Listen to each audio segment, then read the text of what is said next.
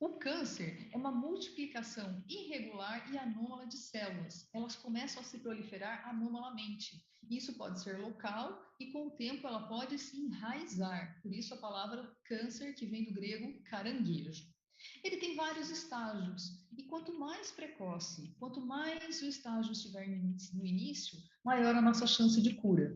E hoje, o câncer de mama, a gente tem muitos métodos diagnósticos cada vez mais específicos e as cirurgias e os tratamentos são menos mutiladores, eles têm menos efeitos colaterais. Então, quanto mais precoce, melhor o nosso tratamento. Acredita-se que 2,3 milhões de mulheres em todo o mundo manifestam o câncer de mama. E no Brasil, como eu já tinha falado, ele entra como o primeiro depois do câncer de pele no melanoma. Maior a nossa chance de cura. Quais são os fatores de risco que a gente pode colocar? Primeiro, vamos pensar na parte genética. Então, quem tem história familiar acomete geralmente mais ou menos 20%. Hereditário, propriamente dito, é 5 a 10% das mulheres. Mas o que a gente sabe? Que meninas que tiveram a primeira menstruação antes dos 12 anos e as mulheres que entraram na menopausa após os 50 têm uma chance um pouquinho maior. A densidade aumentada das mamas à mamografia e o fato de não ter filhos também entra como fatores individuais. Portanto, a amamentação é sempre um fator de proteção. Fatores ambientais. O que da nossa rotina interfere? Hoje a gente sabe que vícios como o alcoolismo e o tabagismo são prejudiciais. O álcool, especificamente, a grande concentração de álcool no organismo faz com que você tenha um hiperandrogenismo, que é um hormônio que bombardeia a mama. Então, você faz com que você tenha mais proliferação de células e, dentro delas, você pode ter alguma mutação e levar ao câncer. E o cigarro, por sua vez, não é especificamente o cigarro que causa o problema da mama, mas o cigarro, algumas substâncias dele podem causar entupimentos e obstruções de ducto e vasos mamários, causando mastites crônicas recidivantes. E essa inflamação crônica pode desencadear um câncer futuramente. O índice de massa corpórea, aqui entra o índice de massa corpórea acima de 30, mas as pessoas que estão na obesidade, sobrepeso, também têm um aumento estrogênico, assim semelhante ao álcool, e podem desencadear mutações celulares da mama a longo prazo. Terapias de reposições hormonais. O hormônio é prejudicial à mama? Não, desde que ele esteja adequado ao paciente. Então, não pode ter terapias hormonais desde que ela esteja contraindicada. Portanto, cada paciente é um paciente e deve ser avaliado criteriosamente pelo médico. A importância da detecção precoce. Como eu falei anteriormente, a detecção, o câncer de mama, ele tem vários estágios. Então, quando a gente pegar um estágio mais inicial, a chance de tratamento é melhor, os tratamentos são mais conservadores, com menos efeitos colaterais e a chance de cura pode chegar a 95%. Isso em até 5 anos. E o que a gente pode fazer para detectar? Então, a primeira coisa, a mulher deve se conhecer. Então, você deve conhecer o seu corpo. Se você se conhece, qualquer coisa de diferente você nota muito. A detecção, o exame clínico. Então, temos o autoexame, que é feito pela própria mulher, e o exame do médico. Não esquecer que visitas regulares ao ginecologista são importantes, porque mãozinhas bem treinadas conseguem diagnosticar coisas mais facilmente. A mamografia, que hoje já é um critério de rastreamento. E o que a gente pode fazer para recomendado pela Sociedade Brasileira de Mastologia e a Sociedade Mundial de Mastologia. Outros exames complementares, como a tomossíntese, que melhora a definição da mamografia, o ultrassom, a ressonância, eles entram para complementação. Triagem ainda é exame clínico e a mamografia. O autoexame. Não esquecemos que estamos no Outubro Rosa, que é aquela época que a gente fala da saúde da mulher. O Outubro Rosa, ele se iniciou mais ou menos na época, em meados de 90. O movimento de mulheres, anteriormente a essa época, a mulher tinha muita vergonha de ir ao ginecologista. Ela tinha medo, tinha fobia de câncer. E falar em câncer de mama, mexer na mama, que é um órgão extremamente feminino, parecia que ia acabar com a vida da mulher.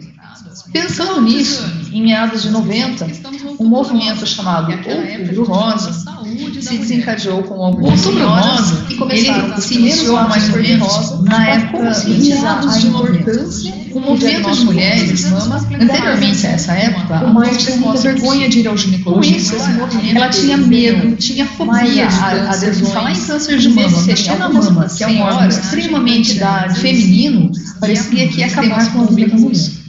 Pensando nisso, em meados de 90, um movimento chamado Outubro Rosa, então hoje a gente desencadeou com alguns Rosa, que começaram a se iniciou mais ou menos na época de meados de importância, um movimento de mulheres anteriormente a essa época, a mulher tinha muita vergonha de ir ao ginecologista. Uma semana após a menstruação, quando as mamas da gente estão menos densas, na frente do espelho ou no chuveiro, colocando uma mão atrás da cabeça, você vai palpar as mamas como se fossem teclas de piano, no sentido horário. Começa por uma, depois troca pela outra. A seguir, você faz uma leve expressão nos mamilos. Você fazendo isso mensalmente, você consegue conhecer a consistência da sua mama. Portanto, você conhecendo, qualquer modificação é mais fácil de ser visualizada. Sinais de alerta. O que deve chamar nossa atenção?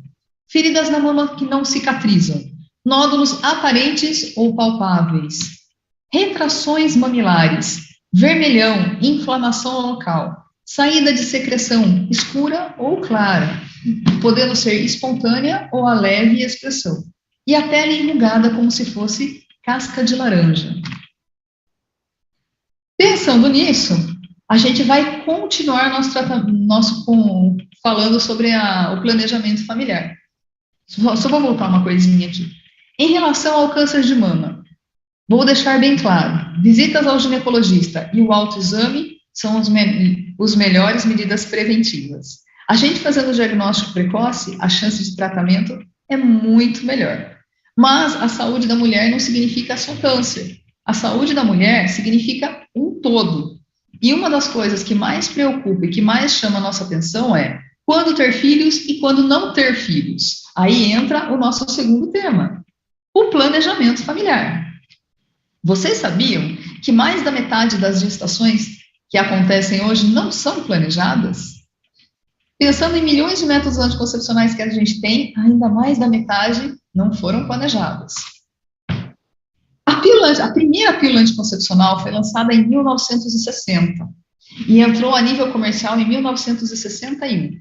Então, naquela época que a mulher queria sair de casa, queria ser independente, queria trabalhar, como que ela ia trabalhar se ela engravidava, se ela tinha menstruações com muita TPM, que incomodavam? Então, a gente tinha que achar uma solução para isso. E foi criada a primeira pílula anticoncepcional. Foi uma revolução. Mas naquela época, ainda o povo tinha uma certa desconfiança. E as pílulas ainda tinham muitos efeitos colaterais. Aí, com o tempo, foram reduzindo-se as doses, com efeito específico, e diminuindo esses efeitos colaterais.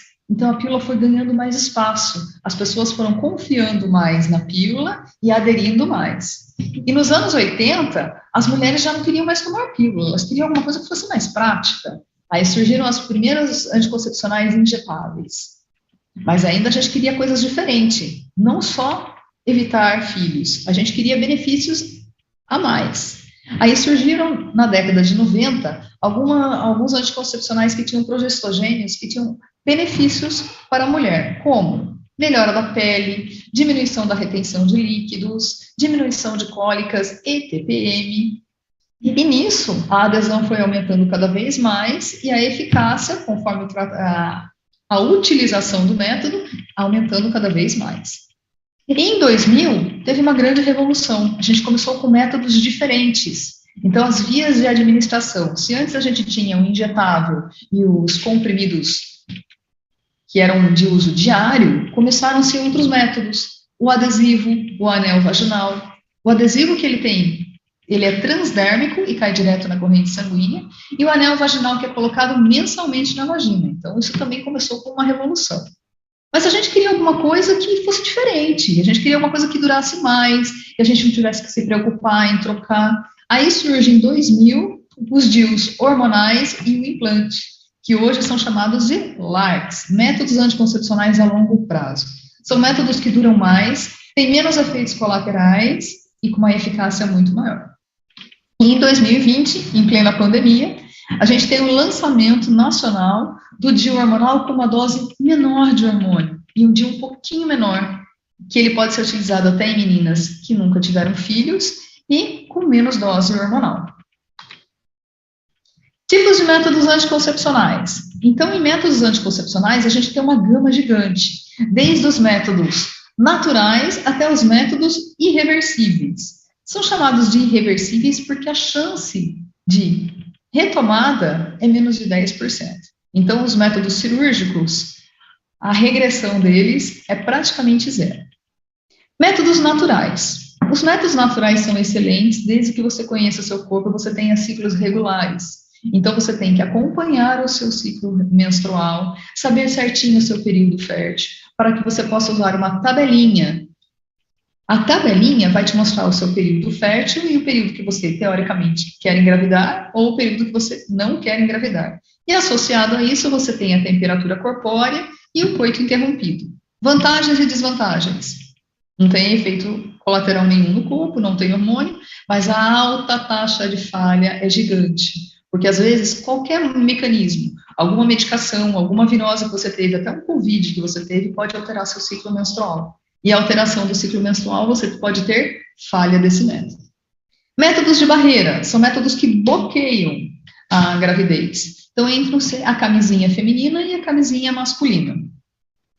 Métodos reversíveis de curta duração, são aqueles métodos que a gente pode tomar, amanhã não toma mais. Então, entram as pílulas anticoncepcionais, combinadas ou de progesterona, os métodos injetáveis, mensal, trimestral, adesivo, anel vaginal. Métodos reversíveis a longo prazo, aí entram os chamados LARCs, que eu falei anteriormente. Então, são métodos que você pode utilizar por um tempo maior. Aí entram os DIUs, DIU hormonal e o DIU de cobre. SIL são os DIUs hormonais, que a gente chama de sistema intrauterino. Mas popularmente, a gente chama de DIUs hormonais. E os implantes. Métodos irreversíveis são os métodos cirúrgicos, então entraria a laqueadura e a vasectomia. Mitos e verdades. Todos os métodos contraceptivos evitam completamente a gravidez? Não. Evitar completamente a gravidez é somente não fazer nada. Eles têm uma alta eficácia, mas 100% é só ficar em abstinência. Todos os métodos são igualmente eficazes? Também não. Os métodos são diferentes, os métodos têm absorções diferentes, e conforme a utilização, eles também podem ter uma eficácia inadequada. Se estiver usando o método contraceptivo corretamente, eu não engravido? Sim, existe uma chance de falha, pequena, mas existe. Cada método tem o seu índice específico. Esse gráfico é muito legal para a gente entender uma coisa. Aqui são os métodos que dependem. Daqui para baixo, métodos que dependem especificamente do paciente. Esses daqui são os métodos naturais, então entrariam lá os métodos que você não teria que usar nenhum tipo de medicação e nem manipular o corpinho. Então, seria a tabelinha, o coito interrompido, os métodos de barreira, aí entrariam as camisinhas. Você vai ver que a eficácia deles é menor, e a eficácia vai aumentando conforme você vai diminuindo a manipulação do método, ou seja, quanto menos a interferência do paciente, maior a nossa eficácia. Então, os métodos que ficam a longo prazo e os métodos definitivos, eles têm maior eficácia, porque eles ficam no corpo da gente, independe de que horas a gente vai tomar, que dia que a gente tomou, se esqueceu, se tomou algum outro antibiótico, algum outro remédio que pode diminuir o efeito da pílula, ou se de repente você teve uma infecção, como até o próprio Covid que a gente teve no ano passado, que pode, algumas medicações associadas, interferir na absorção da medicação. Então, esses daqui ficam no corpo da gente, por isso a eficácia acaba sendo muito maior. Métodos a longo prazo, então, são os chamados LARCs. É o que está mais em voga no momento. Vantagens e desvantagens. São métodos que podem ficar no corpo da gente de 3 a 5 ou até 10 anos, dependendo do tipo de método anticoncepcional. Eles não têm hormônio ou têm uma dose muito baixa de hormônio. Então, em relação a métodos injetáveis e pílulas, a dose é menor. E cada um age de uma forma diferente. Eles devem ser inseridos por profissional da área da saúde, preferencialmente médicos e pessoas treinadas. Aí entrariam os implantes, o DIU de cobre e os DIUs hormonais chamados SILs. Vantagens e desvantagens, igual eu falei anteriormente, não são ingeridos com frequência e não depende de como a gente toma ou deixa de tomar. Portanto, eles são muito mais eficazes. Implante hormonal, esse é o famoso chip. Não confundam com o chip da beleza. Esse daí é um chip de anticoncepcional, só existe um liberado pela Anvisa no Brasil.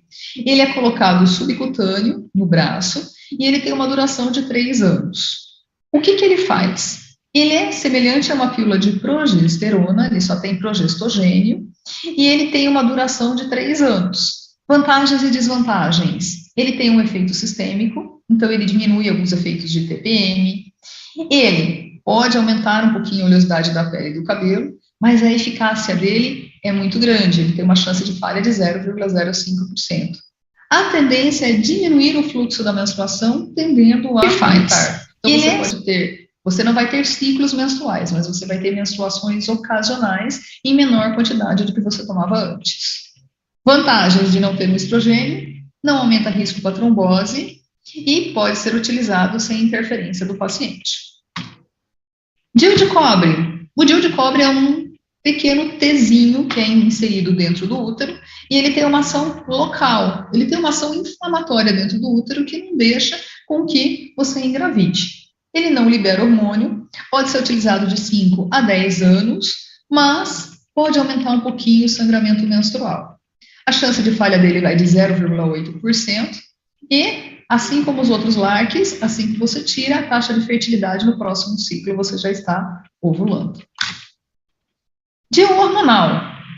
Também é semelhante ao DIU de cobre, ele é introduzido dentro do útero, mas ele tem substância hormonal que é liberada gradativamente dentro do útero. Então, imagine que a pílula que você está tomando, ela passa pelo estômago, depois ela passa pelo fígado, é metabolizada para depois ter o efeito dela. Esse daqui não, ele já está dentro do útero, já cai direto na corrente, ele é absorvido pelo útero, já cai direto na corrente sanguínea. Então, ele não tem tanta metabolização no corpo, portanto, ele tem mais efeito local e não tem tanto efeito sistêmico. Assim, ele vai ter menos efeitos colaterais. A partir do momento que você tira, em alguns dias, de 7 a 10 dias, você já tem a primeira ovulação. Isso já é documentado cientificamente. Chance de falha dele, 0,2%. Porque não depende do paciente e já cai direto na corrente sanguínea. Vantagens e desvantagens. É uma progesterona, semelhante ao implante, portanto, pode ser utilizado desde a amamentação até outras fases da vida. Não tem estrogênio, então ele não tem o aumento do risco de trombose. Pode ser utilizado até pelas pessoas que têm problemas como trombofilias e já tiveram trombose anteriormente. Benefícios. Agora vem a parte mais gostosa. O DIU hormonal, né, que a gente estava falando, ele tem ação local, portanto ele não vai ter tanto efeito sistêmico. Ele não vai agir na pele, no cabelo, não vai te engordar. Ele reduz o fluxo da menstruação, tendendo a cortar. Cerca de 80% das mulheres cortam ou ficam com fluxo muito pequeno, como se fosse um escapezinho. Reduz consideravelmente as cólicas menstruais devido à diminuição do fluxo menstrual. Tanto é que é uma das indicações para controle e tratamento de endometriose. Não interfere numa futura gravidez, conforme eu falei anteriormente, tirando o método, em 7 a 10 dias você já pode ter uma ovulação, porque ele não tem inibição do ovário, por isso você não tem tanto efeito colateral, você só não tem a ovulação.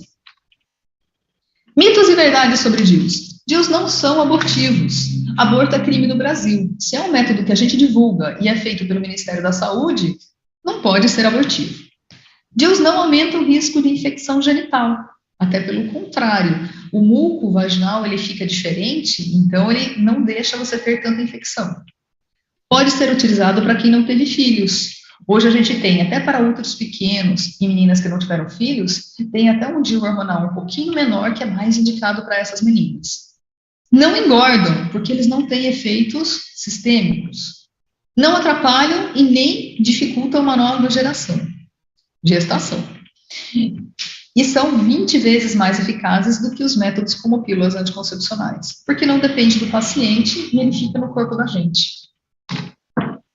O DIU hormonal, esse daqui é um infográfico bem interessante. Então, imagina que esse daqui é a quantidade de menstruação antes de você colocar no DIU hormonal.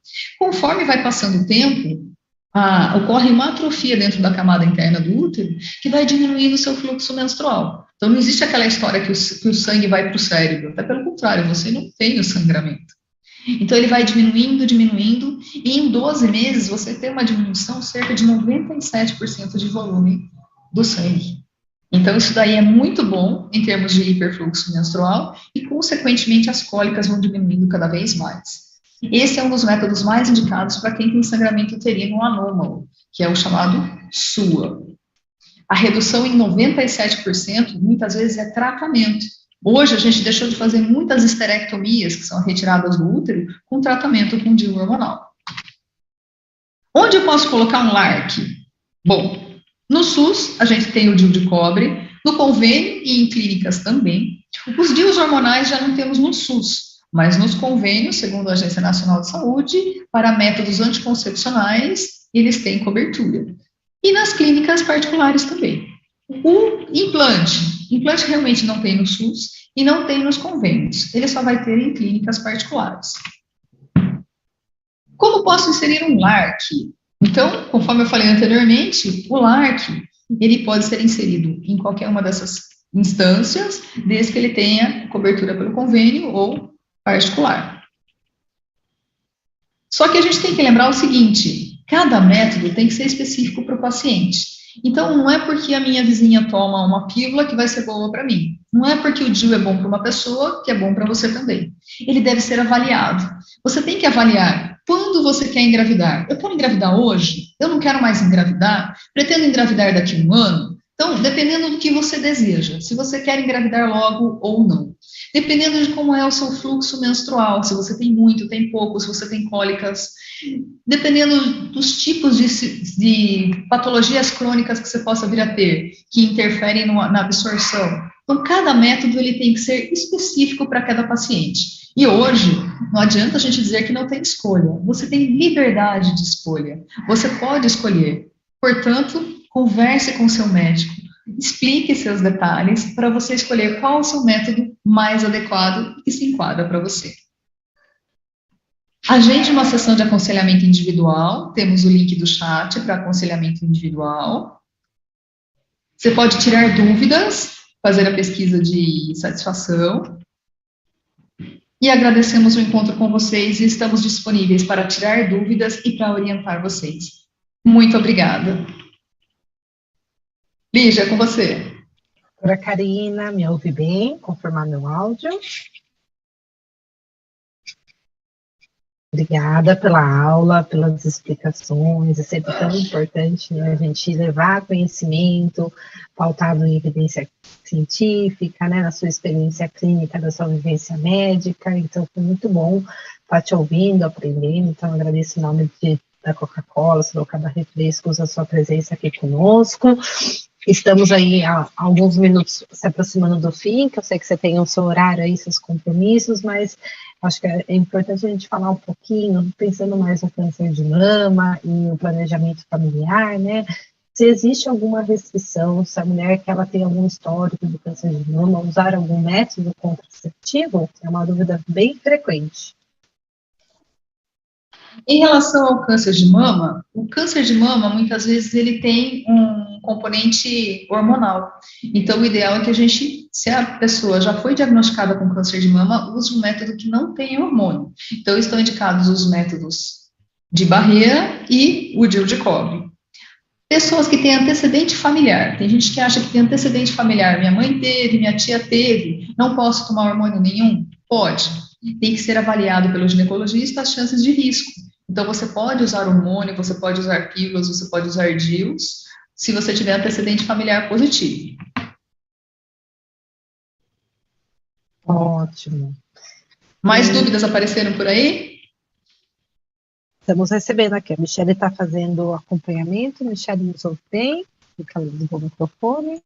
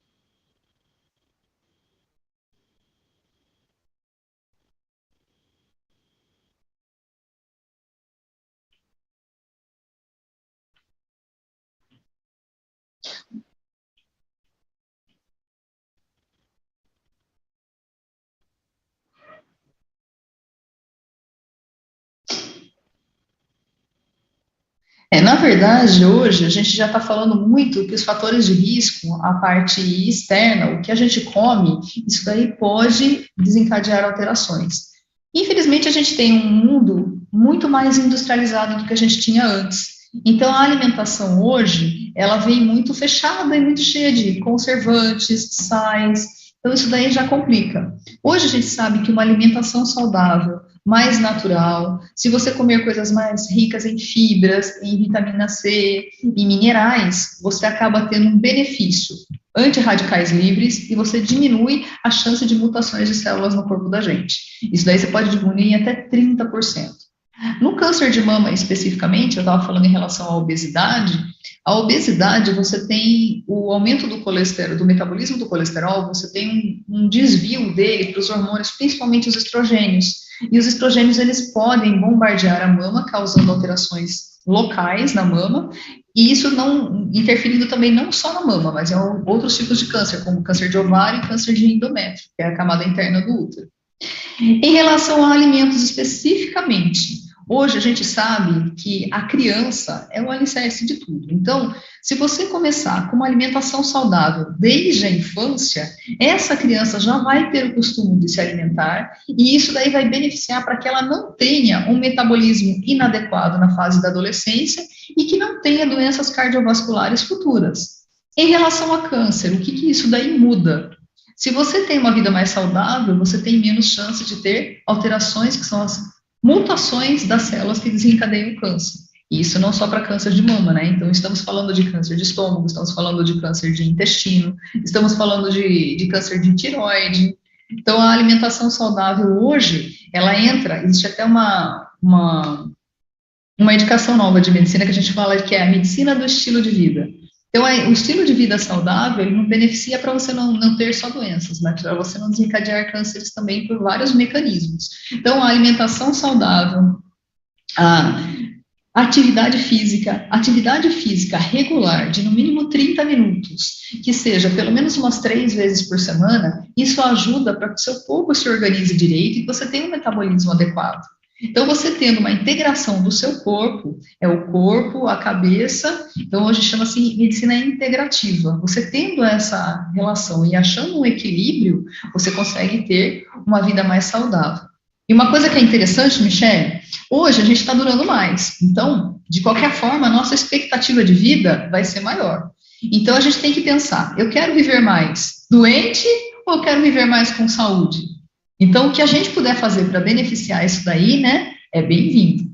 Aí o pessoal deve estar perguntando, poxa vida, eu tenho que ficar comendo só fibra, só coisinha gostosa, não sei o quê, e eu não posso comer uma guloseima? Pode, gente. Se você tiver uma vida equilibrada, comer regularmente, fazer sua atividade física, lógico que você pode comer um docinho aqui, uma coisa ali, mas o problema não é comer uma coisa ali ou outra, é o excesso e a constância.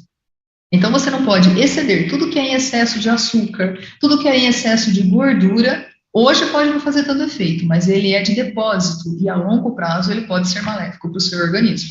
Então, ter uma vida regrada, ter rotinas, ter um equilíbrio alimentar e uma atividade física regular vai beneficiar você no futuro, pode ter toda a certeza.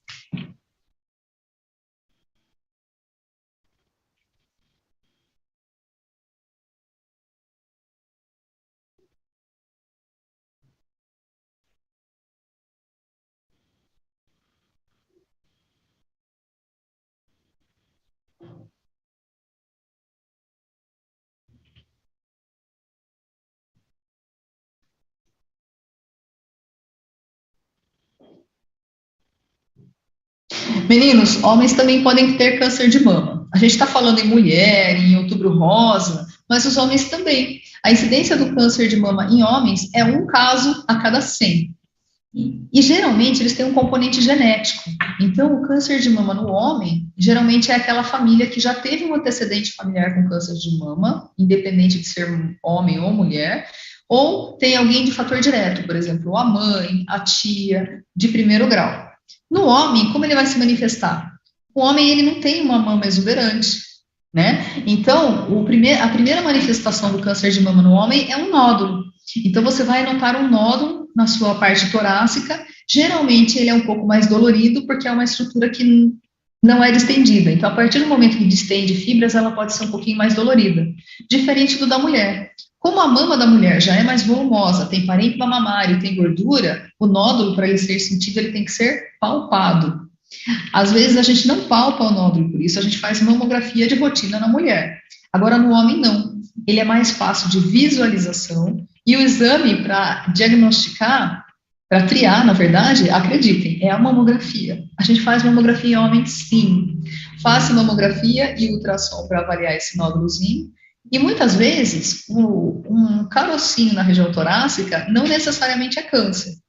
Às vezes, e é até comum, em alguns homens que já são um pouquinho mais gordinhos, que já estão na obesidade, formar um pouquinho de ginecomastia, que é o acúmulo da gordura na região torácica.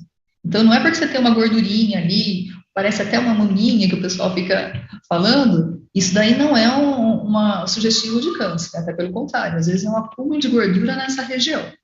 Isso também é comum na pessoa que é etilista. O alcoolismo pode levar a isso daí. Ele desencadeia a formação de pequenas glândulazinhas de gordura na região torácica do homem.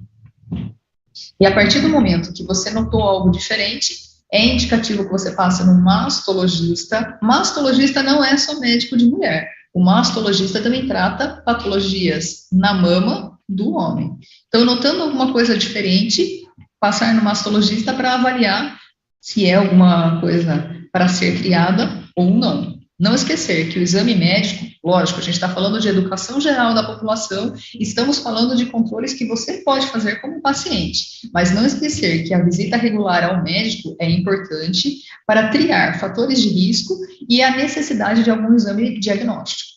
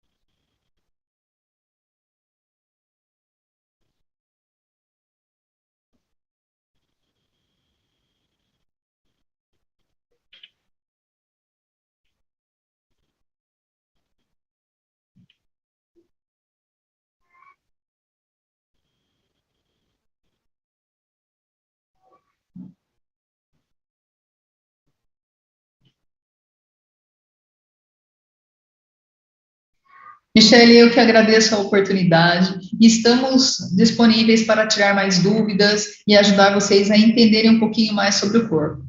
Gente, valeu, bom dia, bom trabalho para vocês. Levem o conhecimento para vocês, para a sua vida, para a sua família e para a sua comunidade. Esse é um bem que a gente não pode perder nunca: conhecimento e informação. Bom dia para vocês. Obrigada, gente. Beijos, foi um privilégio. Obrigada, parabéns, Sorocaba Refresco, a todos os colaboradores presentes. Obrigada pela honra. Até o próximo. Beijo.